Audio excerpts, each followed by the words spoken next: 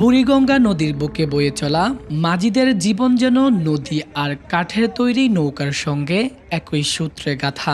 নদীর বুকে নৌকা চালিয়ে চলে তাদের ও পরিবারের জীবন। পরিবার পরিজন ছেড়ে যুগের পর যুগ তারা বসবাস করে এই নৌকার সাথে। নৌকা যেন তাদের চিরসাথী। এই মাঝি ও নৌকা মিলে প্রতিদিন এপার থেকে ওপারে পার করছে শত শত যাত্রী। তেমনি একজন মাঝি এমদাদ হোসেন। পরা মাই মরছে 57 বছর।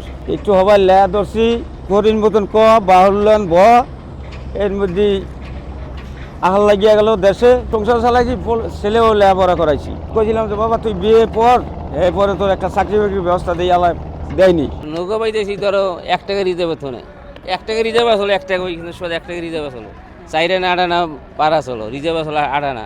শুধু এমদাদ হোসেন নয়, এখানকার প্রায় সকল মাঝির জীবনচক্র একই রকম। প্রতিদিন শত শত যাত্রী পার করার চিন্তায় ব্যস্ত এই মানুষগুলোর দিকে তাকিয়ে দেখার যেন কেউ নেই, এমনটাই দাবি তাদের। ভাড়া নিয়েও রয়েছে নানা অভিযোগ।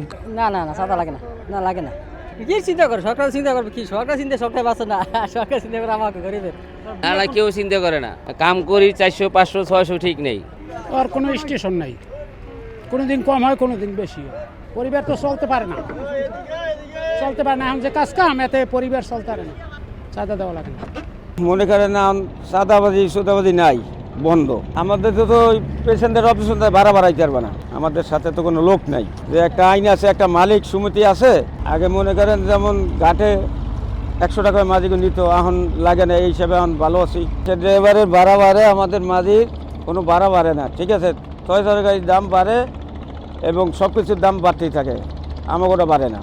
আপনার যে নৌকো পাই এবার আমরা 10 টাকা করে টানি, যদি সরকার একটা সাইনবোর্ড দিত এবার উপর যে 20 টাকা করে বাড়া জন প্রতি আমরা 4 জন টানতাম, এটা যদি মেনুয়াল করে দিত sir, unit sir, doctor sir, তাহলে আমরা একটু ভালো খাইতে পারতাম। আগে মাঝি প্রতি 100 টাকা করে চাঁদা নেওয়া হতো, এখন আর তা দিতে হয় না। এতে কিছুটা স্বস্তির কথা বললেও মাঝিদের দাবি সরকারিভাবে ভাড়া নির্ধারণ করে দিলে এমদাদ হোসেনের মতো অসংখ্য মাঝির পরিবারে ফিরবে প্রকৃত স্বস্তি। দয়া যাব না ওই স্কুলে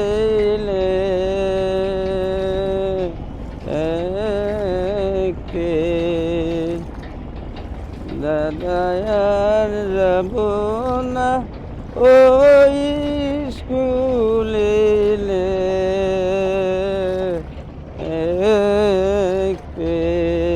ফাহিম মুনতাসির, দেশকাল নিউজ।